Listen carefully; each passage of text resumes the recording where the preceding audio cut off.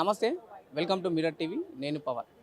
Right, గత కొన్ని రోజులుగా సేవ్ మూసీ నది అని చాలా పోరాటాలు జరుగుతున్నాయి. అలానే ప్రెస్ మీట్లు కూడా జరుగుతున్నాయి. ప్రభుత్వం ఎటువంటి స్పందించట్లేదు. ఒకవైపు దామగుండంలో మొదటికే మూసీ నదికి గొంతు కోసేస్తుంది. తర్వాత ఈ సిటీలో మూసీ సుందరీకరణ పేరుతో మేము సాఫ్ చేస్తామని చెప్పేసి ఇటు ఒక కార్యక్రమం తీసుకుంది. సో వీటిపైన మనం మాట్లాడే ప్రయత్నం చేద్దాం. మనతో పాటు పర్యావరణవేత్త అరణ్య గారు ఉన్నారు. ఏంటి, ఒకవైపు కంటిన్యూగా ప్రెస్ మీట్లు పెడుతున్నారు, కంటిన్యూగా పోరాటాలు చేస్తున్నారు. ప్రభుత్వం ఏమైనా స్పందిస్తుందా ఈ మూసీ పైన కావచ్చు, లేకపోతే సుందరీకరణ పైన? ప్రభుత్వం నుంచి ఎలాంటి స్పందన లేదు. ఇంతకుముందు దామగుండం ఫారెస్ట్ గురించి కావచ్చు, లేకపోతే ఇప్పుడున్న Musi river, save Musi project గురించి కావచ్చు. ఒకవేళ ప్రభుత్వం స్పందించినా అది చాలా వ్యతిరేకత చూపిస్తుంది తప్ప, అసలు యువత ఇక్కడ రోడ్ల మీదకి వచ్చి ఇక్కడ ఇంత ఫైట్ చేస్తున్నారు. అసలు వాళ్ళతో మాట్లాడాల్సిన అవసరం ఉంది. మీరు మాట్లాడడానికి అసలు ఒక అవకాశాన్ని కూడా మీరు కల్పించట్లేదు, అవకాశాన్ని మీరు తీసుకోవట్లేదు. సో అసలు మీరు ఎలాంటి రాజకీయం దీంట్లో చేస్తున్నారు? ఇంకోటి, సేవ్ మూసీ అనే ప్రాజెక్టు రేవంత్ రెడ్డి ప్రభుత్వం స్టార్ట్ చేసింది. గత ప్రభుత్వాలు కూడా చాలా స్టార్ట్ చేసినాయి ఇట్లాంటివి. ఆ సమస్యని సొల్యూషన్స్ వెతకాలి అని అంటే అక్కడికి వెళ్ళాలి, రియాలిటీ ఏంటో చూడాలి. సో ఈ రియాలిటీ మేము చూడడానికి ఒక 5 డేస్, ఈ 5 డేస్ ఒక క్యాంపెయిన్ చేసినాము.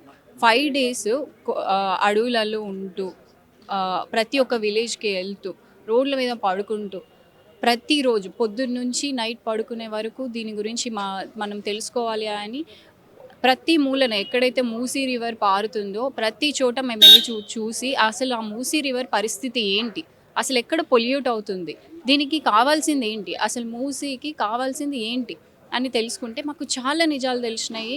చాలా ఘోరమైన నిజాలు తెలిసినాయి. అసలు ఇంత కుట్ర జరుగుతుంది. ఒక మూసీ రివర్ ఒకటే కాదు, ఒక రివర్ని ప్రక్షాళన చేస్తాం, బ్యూటిఫికేషన్ చేస్తాము అని అంటూ ప్రభుత్వాలు కొన్ని 1000 కోట్లు వాళ్ళ పాకెట్స్లో వేసుకుంటున్నాయి.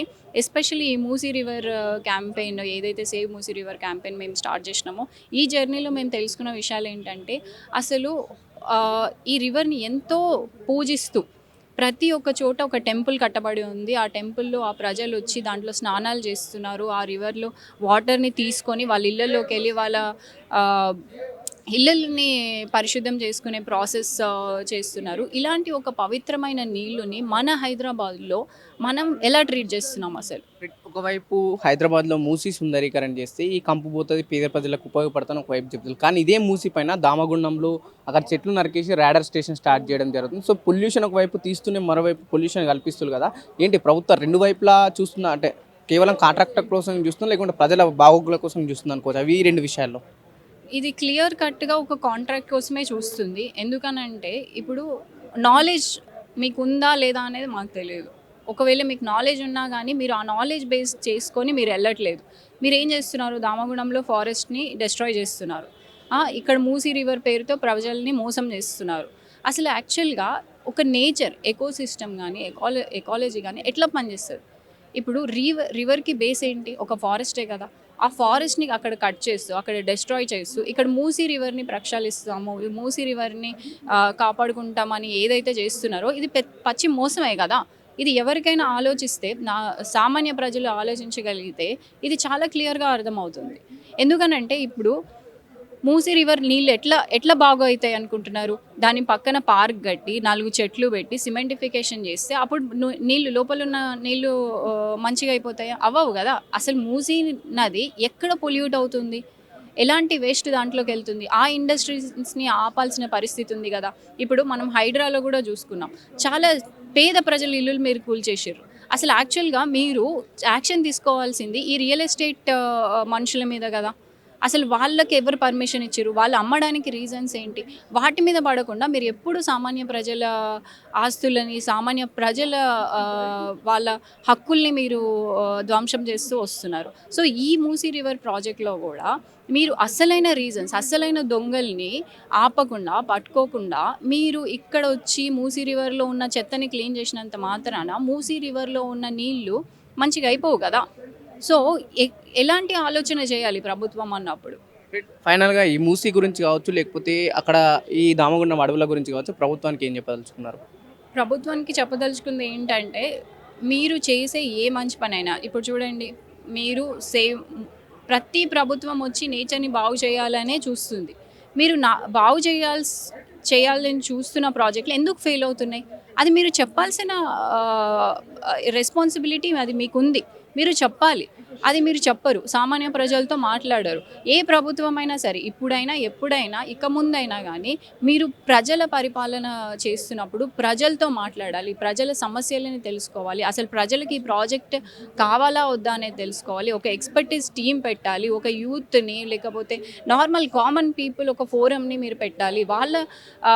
వాళ్ళ వాయిస్‌ని కూడా మీరు వినాలి. విని మీరు అక్కడ పని చేయాలి. అండ్ మీకు కామన్ పీపుల్ అందరూ ప్రజలు మీకొక పొజిషన్ ఇచ్చిర్రు. ఏం పొజిషన్ ఇచ్చిర్రంటే, మా అందరి రక్షకుడిగా నీకొక పొజిషన్ ఇచ్చిర్రు. అక్కడుండి మా ఆస్తుల్ని, న్యాచురల్ వెల్త్‌ని మీరు కాపాడుతారని మేము నమ్మి మిమ్మల్ని అక్కడ పెట్టినప్పుడు, మీరు ఒక డిక్టేటర్‌షిప్‌గా మారి దీన్ని అంతా స్పాయిల్ చేస్తున్నారు. సో, అట్లా కాకుండా ప్రజల ప్రభుత్వం అన్నప్పుడు ప్రజలతో మాట్లాడాలి, ప్రజలతో నడవాలి, ప్రజల మాటలు వినాలి. మీకు ఓట్లు అడగాల్సినప్పుడు ప్రతి వాడ తిరుగుతాడు. ప్రతిరోజు వెళ్తారు.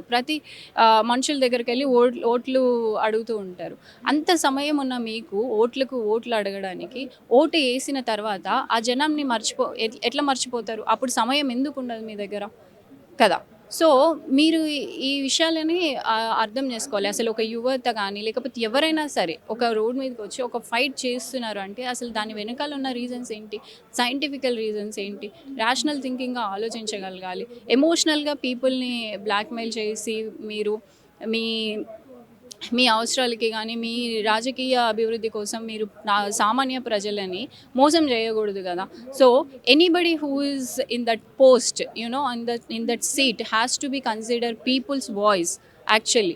అంతేగాని ఇంకా వాళ్ళ ఇష్టం వచ్చినట్టు వాళ్ళు ఒక డిక్టేటర్‌షిప్ చేస్తూ అండ్ మాట్లాడిన వాళ్ళని మావోయిస్టులు అంటూ, యాంటీ నేషనల్ అంటూ, ఇలాంటి ఒక యంగ్‌స్టర్స్ మీద మీరు యాంటీ నేషనల్ అని ముద్రేస్తే వాళ్ళ లైఫ్ ఏమవుతుంది అసలు? ఇలాంటి వ్యతిరేకతను కాకుండా చాలా సమానత్వంతో చూసి వాళ్ళని ఎంకరేజ్ చేయాల్సిన అవసరం చాలా ఉంది. అండ్ మా వాయిస్‌ని కూడా మీరు పట్టించుకోవాల్సిన అవసరం ఉంది. అండ్ అందరూ కలిసి ప్రజలకి న్యాయం చేయాల్సిన అవసరం ఉంది అని నేను అనుకుంటున్నా. ఏంటి ఎలా చూస్తారు? ఒకవైపు దామగుండం పేరు చెప్పి పర్యావరణ నాశనం చేస్తుంది. మరోవైపు మూసీ సుందరీకరణ పర్యావరణం రక్షిస్తా అంటుంది. ప్రభుత్వం 2 నాలుకల వైఖరిని ప్రదర్శిస్తున్నది. ఏం చెప్పదలుచుకున్నారు వీటి విషయంలో? పవన్, మీరు కూడా వెళ్ళి బస్తీల్లో కవరేజ్ చేశారు. అక్కడి ప్రజలు ఇప్పుడు ఈ బస్తీల్లో ఇల్లులు కూల్చేయడం, అక్కడ ప్రజలు ఎలాంటి ఆక్రమణకి గురవుతున్నారనేది మీరు డైరెక్ట్‌గా కవర్ చేశారు. ఈరోజు మూసీ ప్రక్షాళన అంటే కేవలం ఇల్లు కూల్చివేత కాదు. మూసీ ప్రక్షాళన అంటే మూసీని క్లీన్ చేయడం. మూసీ క్లీన్ చేయడం అంటే ఫస్ట్ ఆఫ్ ఆల్ అక్కడ పొల్యూషన్ ఆపడం. పొల్యూషన్ ఆపడం అంటే డ్రగ్స్, ఫార్మాస్యూటికల్ ఇండస్ట్రీస్ విడుదల చేస్తున్న ఇండస్ట్రియల్ ఎఫ్లుయెన్స్‌ని ఆపడం. మునిసిపల్ సీవరేజ్ స్ట్రక్చర్ హైదరాబాద్ ఎట్లా ఉందో చూసి అది మూసీలో కలవకుండా ఆపడం. సెప్టిక్ ట్యాంకులు తీసుకొచ్చి దాంట్లో మలాన్ని కలుపుతుంటే దాన్ని ఆపడం. ఎన్‌జీటీ కానీ, హైకోర్టు కానీ ఇవన్నీ చెప్తుంది అవి. అదంతా చేయకుండా మూసీ 55 కిలోమీటర్ల మూసీ పైన పెద్ద పెద్ద మల్టీప్లెక్స్‌లు కడతాము, పెద్ద పెద్ద కమ్యూనిటీ సెంటర్ కడతాము, ఇవి కడతాం అని చెప్పి వాళ్ళు యానిమేషన్‌లో చూపించారు. ఇవన్నీ చేస్తే మూసీ క్లీన్ అవ్వదు కదా! మీరు అక్కడ రియల్ ఎస్టేట్ డెవలప్ చేసి అక్కడ కమర్షియల్ ఎంటిటీస్‌ని కొత్తగా ఇన్వైట్ చేసినట్టు అవుతది. అప్పుడు మీకు రెవెన్యూ వస్తది, ట్యాక్స్‌లు వస్తాయి, కంపెనీలు పెట్టుబడిదారీ వ్యవస్థ అంతటికి బాగానే అవుతది. ఎవరు కోల్పోతారు? తెలంగాణ ప్రజలు కోల్పోతారు. కాబట్టి మేమేం అడుగుతున్నామంటే, మీరు ప్రజలకు ఉపయోగపడేలాగా చేయండి, మూసీకి ఉపయోగపడేలా చేయండి. ఒక డీపీఆర్ విడుదల చేయండి, సోషల్ ఇంపాక్ట్ అసెస్మెంట్ విడుదల చేయండి, ఎన్వైరన్మెంటల్ ఇంపాక్ట్ అసెస్మెంట్ చేయండి. డ్రగ్ ఇండస్ట్రీస్ని, ఫార్మాస్యూటికల్ ఇండస్ట్రీస్కి ముందు పొల్యూషన్ కంట్రోల్ బోర్డ్స్తో వెళ్ళి రిపోర్టులు చేయించి వాళ్ళు ఎక్స్టెండెడ్ ప్రొడ్యూసర్ రెస్పాన్సిబిలిటీ కింద వాళ్ళు కలుషితం చేస్తున్న దానికి వాళ్ళు పన్ను కడుతున్నారా లేదా, అంటే వాళ్ళు చేసే దాన్ని ఆపుతున్నారా లేదా అన్నది చేయండి. అవన్నీ చేయకుండా ఇక్కడ నివసిస్తున్న వేస్ట్ పిక్కర్లని, చిన్న చిన్న పనులు చేసుకుంటున్న వాళ్ళని, ముస్లిం పేద కుటుంబాలని, దళిత బహుజన కుటుంబాలని అక్కడి నుంచి వాళ్ళ ఇల్లులు వాళ్ళకి టైం ఇవ్వకుండా, ఒక నోటీస్ ఇవ్వకుండా ఇప్పుడు మీ కాంగ్రెస్ ప్రభుత్వమే కదండి 2013లో రిహాబిలిటేషన్ చట్టం తీసుకొచ్చారు. మరి ఆ చట్టాన్ని ఫాలో అయ్యి చేయాలి కదా. ఇవేమీ పాటించకుండా ఒక కనీస నోటీస్ ఇవ్వకుండా పొద్దున్న వచ్చి ఒక గంటలో మీరు ఖాళీ చేసేయాలి అని చెప్పి అక్కడ లోకల్ పొలిటికల్ పార్టీస్ వాళ్ళు కేడర్ మాట విని ఇదిగో నీకు ఇల్లు ఇస్తాం, నీకు ఇల్లు ఇవ్వము అని చెప్పి ఒక్కొక్కరిని 10 అంతస్తుల్లో పెట్టి పాపం ముసలోళ్ళు అన్ని అంతస్తుల్లో ఉండగలరా? లిఫ్ట్లు పనిచేస్తున్నాయి ఈ రిహాబిలిటేషన్ సైట్లో. ఆల్రెడీ 2 BHKలు అన్నింటినీ తెలంగాణ టీఆర్ఎస్ ప్రభుత్వం అలాట్ చేసి వెళ్ళింది. మరి వీటిలో మళ్ళీ మీరు కొత్తగా వీళ్ళకి ఇస్తున్నారు. మరి వాళ్ళకి ఇల్లు వద్దా?